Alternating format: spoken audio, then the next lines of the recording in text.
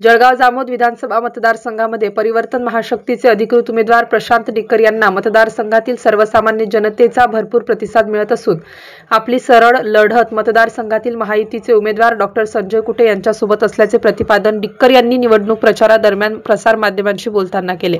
जळगाव जामोद मतदारसंघातील आसलगाव, जळगाव जामोद, सांगेफळ, संग्रामपूर, पळशी, झाशी या ठिकाणी 16 नोव्हेंबर रोजी प्रशांत डिक्कर यांचा निवडणूक प्रचार दौरा संपन्न झाला। त्यावेळी त्यांनी नागरिकांना संबोधित करून सर्व समस्या सोडविण्याचे आश्वासन दिले।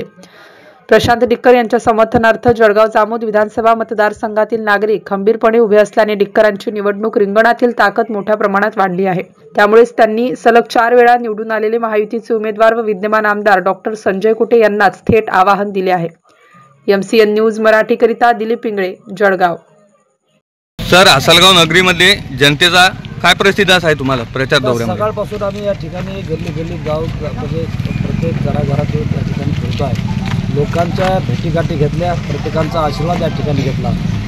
हजारो लोक या ठिकाणी माझ्यासोबत या गावातील सर्व लोक सहभागी झालेले आहेत आणि खऱ्या अर्थाने ही जी लढाई आता प्रत्येक माणसाच्या जनमानसाच्या मनामध्ये आता लक्षात आलं की ही लढाई प्रस्तावित जे घराणेशाही आहेत त्यांच्या विरोधामध्ये हा सामान्य कष्टकरी शेतमजुरांचा पोरगा आता राजकारला निश्चितपणे हा गेल्या 16 वर्षापासून शेतकऱ्यासाठी कष्टकऱ्यासाठी लढतो आहे।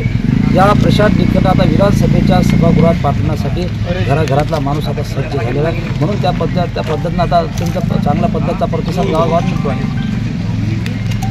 सर, आपली लढत ही कोणासोबत आहे? महायुतीसोबत या महाविकास आघाडीसोबत? महाविकास आघाडीचे उमेदवार म्हणजे अक्षरशः गेल्या 20 वर्षापासून दोघांचं भांडण आणि तिसऱ्याचा लाभ यावेळेस तसंच तीच परिस्थिती आहे। महाविकास आघाडीचा उमेदवार म्हणजे वरच्या लेवलवर जायचं, सेटिंग करायचं आणि कमी उमेदवार त्या ठिकाणी दिलेला आहे। आमची खरी लढत हे महायुतीचे उमेदवार संजय कुटेसोबत असणार आहे। लक्षात घ्या। ठीक आहे।